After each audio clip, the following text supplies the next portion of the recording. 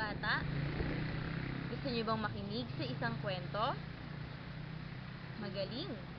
Ang kwentong ating babasahin para sa araw na ito ay pinamagatang Ang Leyon na May Mabahong Hininga.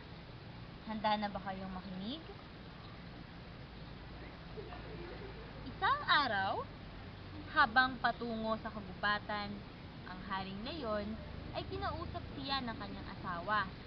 Sinabi nito, "Mahal kong asawa, huwag sanang sasama ang iyong kalooban, subalit hindi kaaya-aya ang amoy ng iyong hininga." Nagalit ang Haring Leyon sa kanyang asawa. Iniwanan niya ito ng may sama ng loob at nagtungo sa kagubatan.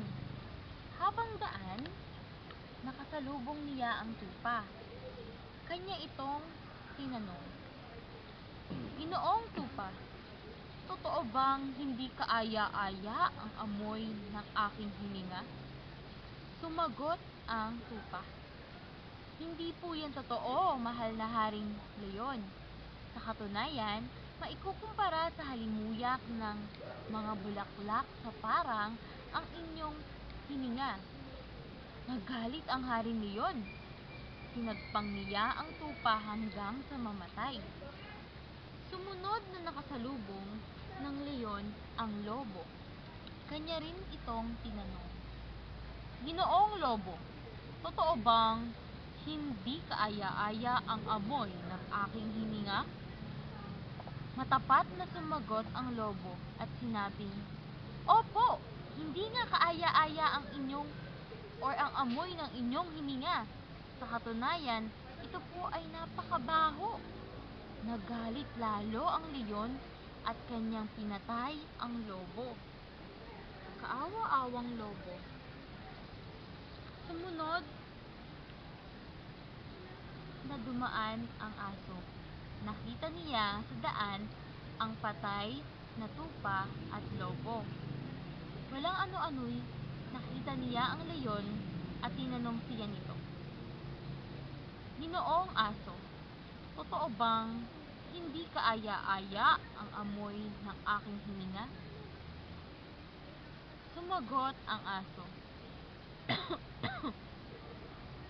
"Patawarin ninyo po ako, mahal na Haring Leyon, subalit hindi ko po masasagot ang inyong katanungan. Masama po ang aking pakiramdam. Ako po ay may ubo at sipon.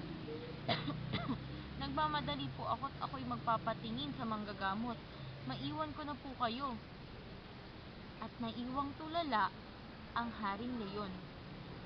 Sa tingin ninyo, mga bata, totoo kayang mabaho ang hininga ng Haring Leyon? Bakit kaya mabaho ang hininga ng Haring Leyon? Tama, maaaring hindi siya nagsisipilyo ng kanyang ngipin. Paano natin sosolusyonan ang problema ng Haring Leyon? Magaling! Magsipilyo ng ngipin 3 beses sa isang araw. At diyan nagtatapos ang kwento ng Ang Leyon na May Mabahong Hininga. Hanggang sa muli, maraming salamat, paalam!